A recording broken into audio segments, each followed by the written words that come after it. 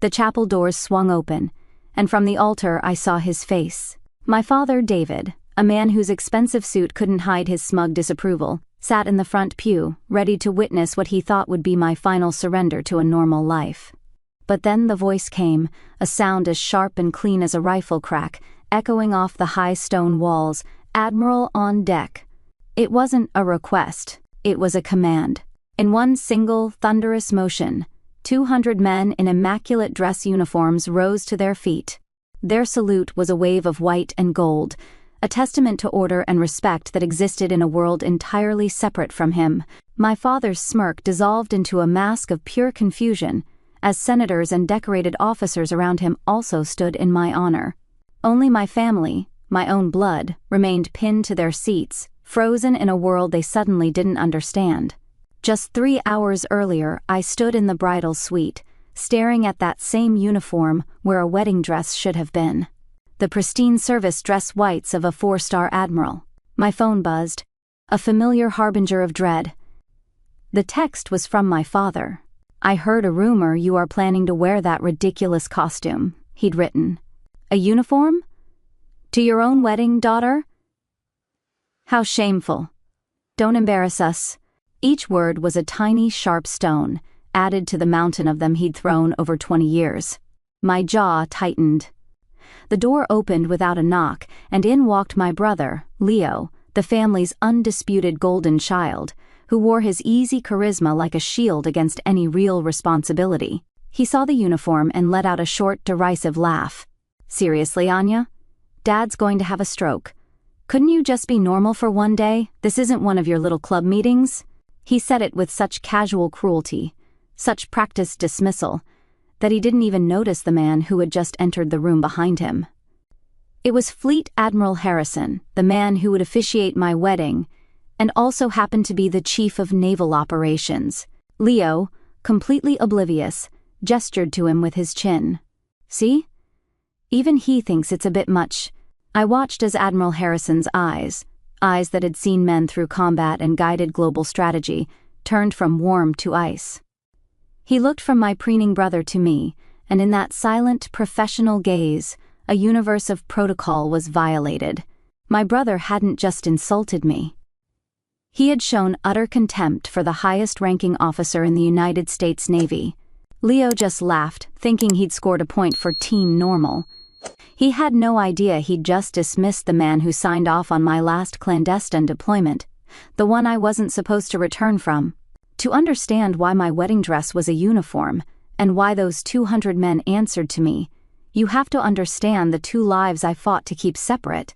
To understand the chasm between the woman my family saw and the woman I had become, you have to go back 2 years, to a family Christmas dinner. The house was loud, overly decorated in my father's gaudy style, a performance of wealth he insisted on every holiday. My father, David, a retired marketing executive who measured a person's worth by their portfolio, was holding court at the head of the table. And next to him was my mother, Elena, a woman whose entire life's mission was to keep the peace by managing my father's moods, even if it meant sacrificing her own children's happiness on that altar. The centerpiece of their attention, as always, was my brother, Leo. He was pontificating about his recent promotion to a corner office, a story they'd already heard 3 times.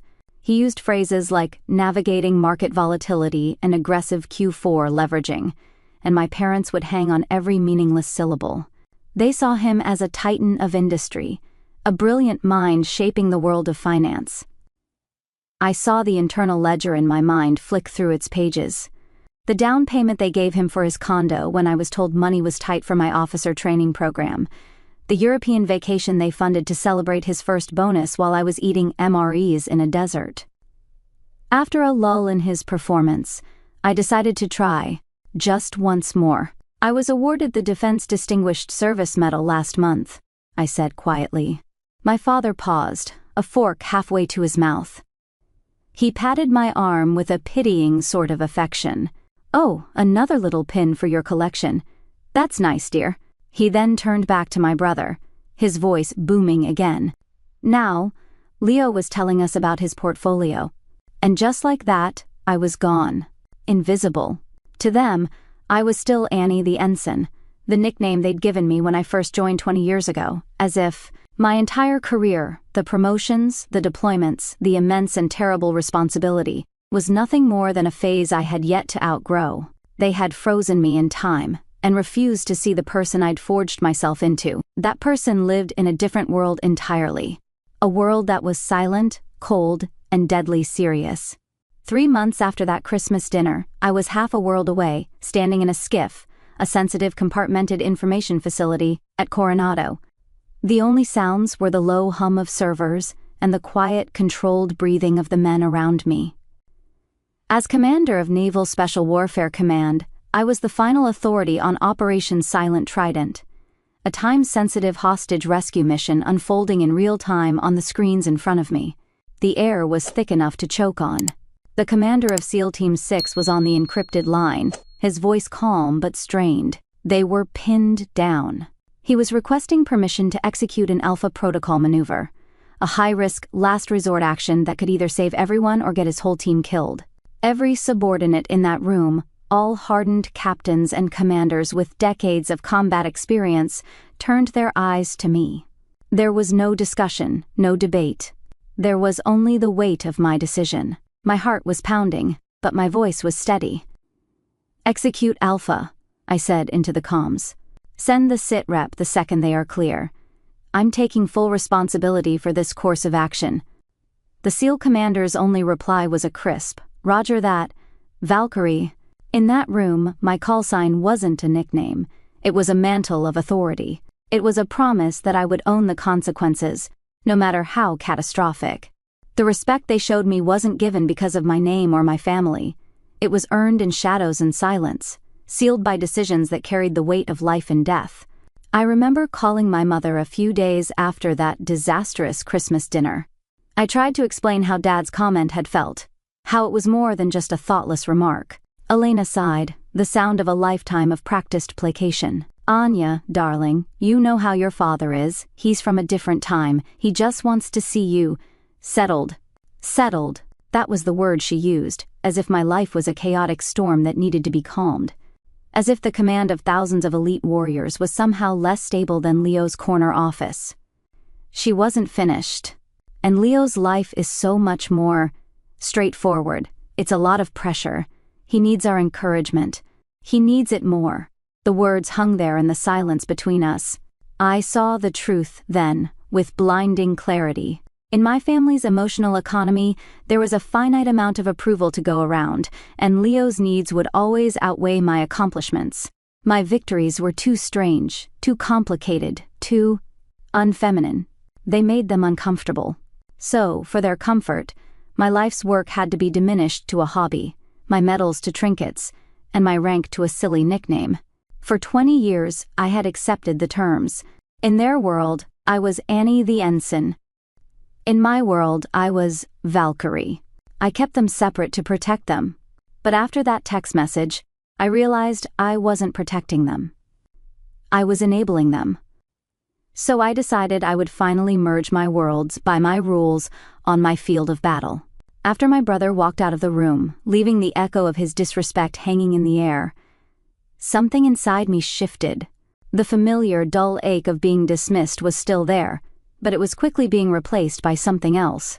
Something cold, sharp, and intensely focused. For years I had tried to fight them on their terms, with emotions and words, hoping they would finally see me. It was a battle I could never win, so I decided to stop fighting.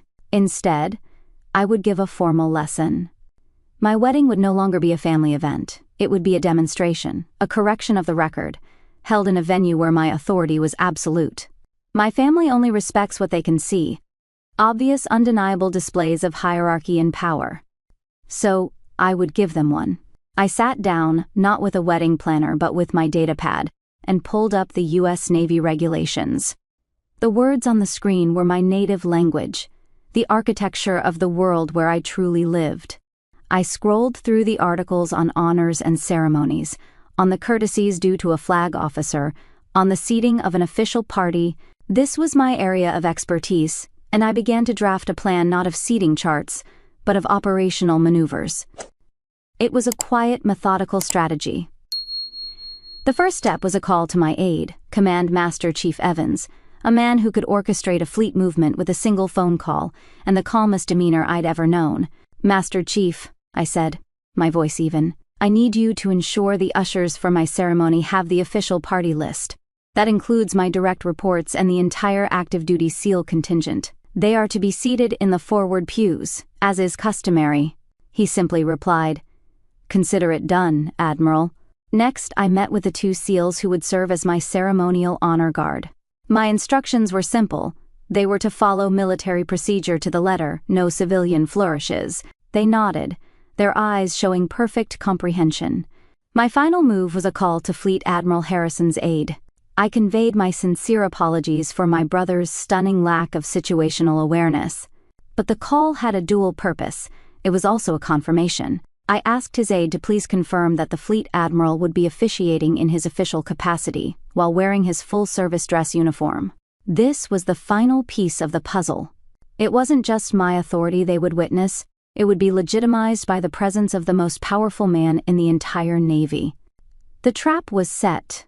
My family thought they were judging my choice of wedding dress.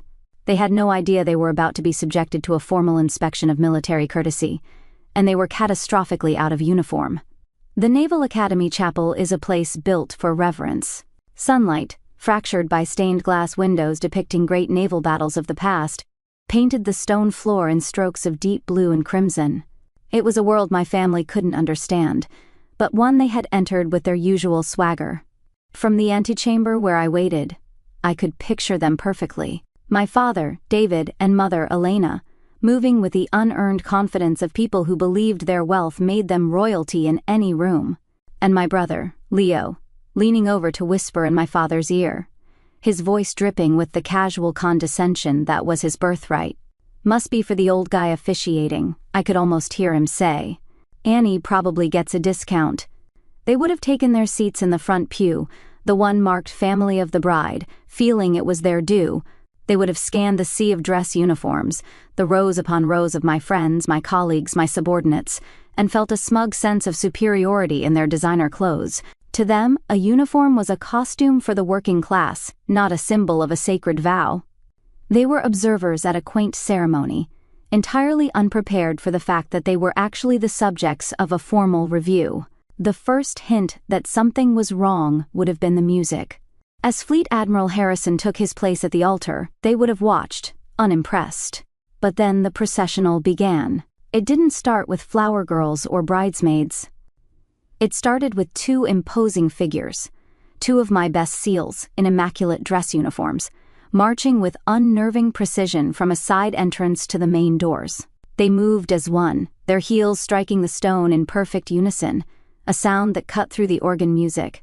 They took up positions, framing the entrance like statues. I could imagine my father shifting in his seat, the smugness on his face tightening into a knot of discomfort. This was more formal than he had been led to believe. This rigid discipline was something his money couldn't purchase, and his influence couldn't command. This was a different kind of power. Then, the music swelled. The heavy oak doors swung inward, and I stepped into the light. For a heartbeat, there was nothing but silence, a collective intake of breath. I wasn't a bride in lace and silk. I was a vision in stark, powerful white. The service dress uniform of a United States admiral. On my shoulders, the 4 silver stars seemed to gather all the light in the room, holding it in their sharp, perfect points. The silence stretched for another second, a moment of pure, suspended reality. And then my Command Master Chief's voice, a force of nature honed on the decks of aircraft carriers, shattered the quiet like a cannon shot. "Admiral, on deck." The reaction was not a polite applause. It was a physical event, a tidal wave of respect. 200 Navy SEALs, men who had faced down death in the darkest corners of the world, rose as one single entity. 200 right hands snapped to salute with a sound like a sail catching a sudden gale. Throughout the vast chapel, every person in uniform, from the youngest ensigns to the decorated captains to the senators who had once served, was instantly on their feet. The rustle of their movement was the sound of an entire system acknowledging its own. It was the sound of my world, my truth, made manifest. And in the middle of that rising tide, one small island remained seated. My family. They were paralyzed, looking around in wide-eyed horror as if they had been physically pinned to the pews. My mother's hand was at her throat. Leo's jaw was slack, his usual arrogance replaced by a vacant, uncomprehending stare. But my eyes were on my father. His face was a slow-motion catastrophe of collapsing belief. First, there was confusion. Then, a flash of angry denial, as if this was some elaborate, disrespectful joke at his expense. He looked from the 4 stars gleaming on my shoulder to the proud, knowing smile on Fleet Admiral Harrison's face. He looked at the saluting men who answered to me. The denial crumbled. It was replaced by a dawning, gut-wrenching comprehension that seemed to suck the very air from his lungs. It wasn't a costume. It wasn't a phase. It was real. The daughter he'd shamed, the one he'd dismissed as Annie the Ensign, she held a rank and a power that dwarfed his entire existence. The color drained from his face. He looked physically ill, a man watching the foundations of his world turn to dust before his very eyes. My father had spent my whole life trying to give me his name. In a single, thunderous moment, he finally learned the weight of mine. The reception was held in a grand hall at the Academy, its walls lined with portraits of legendary admirals and glass cases holding artifacts from historic naval campaigns. It was a room that breathed my history, my language. And for the first time in my life, I was surrounded by people who spoke it fluently. The formal discipline of the ceremony had relaxed, and the SEALs who had stood so rigidly for me now laughed with me, sharing stories from training and deployments. Senators who oversaw my budgets shook my hand with a new level of genuine admiration, speaking to me not as a curiosity, but as a peer. My biological family stood in a corner, a small, isolated island of expensive civilian clothes in a sea of decorated white uniforms. They were invisible. No one spoke to them, not out of cruelty, but because they simply didn't belong. They were ghosts in a world that was vibrantly, powerfully alive without them. Fleet Admiral Harrison, my husband, and I were standing together when he tapped his glass for a toast. He didn't raise it to Anya. He raised it to Admiral Sharma. He spoke of leadership and sacrifice. He mentioned Operation Silent Trident in sanitized yet powerful terms, speaking of lives saved by a commander who made a hard call under impossible pressure. He spoke of my real life, my real accomplishments, and the people in that room understood every word. Across the hall, I saw my father watch the toast, his face a pale, empty mask. A little while later, I saw them slip out a side door, my father, my mother, and my brother, without a word of congratulations, without a goodbye. They didn't storm out in anger. They just faded away, erased by a reality they had refused to acknowledge for 20 years. 3 years later, I was standing on the observation deck of my new office. The view wasn't of a naval base, but of the Potomac, with the monuments of Washington, D.C. laid out before me. My office was in the Pentagon. I had been promoted again. I was now the Vice Chief of Naval Operations. My husband, now a Rear Admiral himself, came and stood beside me, his hand resting on my shoulder. We didn't have to explain our days to one another. We didn't have to translate the weight we carried. Our love was built on the solid bedrock of mutual respect and a shared understanding of the silent burdens of command, a foundation my family's shallow praise could never have provided. That evening, our home was filled with the low murmur of easy conversation. It was a small gathering. Fleet Admiral Harrison, now retired but as sharp as ever, was telling a story that had my husband and a few of the SEALs from our wedding, now senior leaders themselves, laughing. It was the dark gallows humor that soldiers share, a language that insulates you from the things you've seen. There were no pretenses here, no performances. This was my tribe. This was the family I had built, forged not by blood, but by shared trust and sacrifice. This was home. My phone buzzed on the counter. I picked it up. It was an email. The subject line was simply my first name, Anya. My finger hovered over it for a second, a ghost of an old reflex. It was from my father. I opened it. The message was short, only 2 sentences. We are watching the hearing on C-SPAN. Your mother is very proud. There was no apology for the wedding, no acknowledgement of his decades of dismissal. There was nothing but a weak, transparent attempt to claim a piece of my success, to imply that he was still a part of my world. 5 years ago, a message like that would have sent me spiraling. It would have torn open old wounds. But now, I felt nothing. It wasn't anger. It wasn't forgiveness. It was a quiet, calm detachment. The emotional hook he'd had in me for so long had finally dissolved. The debt had been paid, the ledger was closed, and I had simply stopped keeping score. I didn't delete the email. I just archived it, filing it away like a declassified historical document from a war that was long over. It was an artifact from a past life, and it no longer had any power over me. I put the phone down, turned back to the sound of laughter in the room, and smiled. My father believed a legacy was something you pass down. I learned a true legacy is something you earn in silence, and have acknowledged by the salute of honorable men. If you've ever had to build your own family based on respect, not obligation, share your story below. In this community, your uniform is always seen.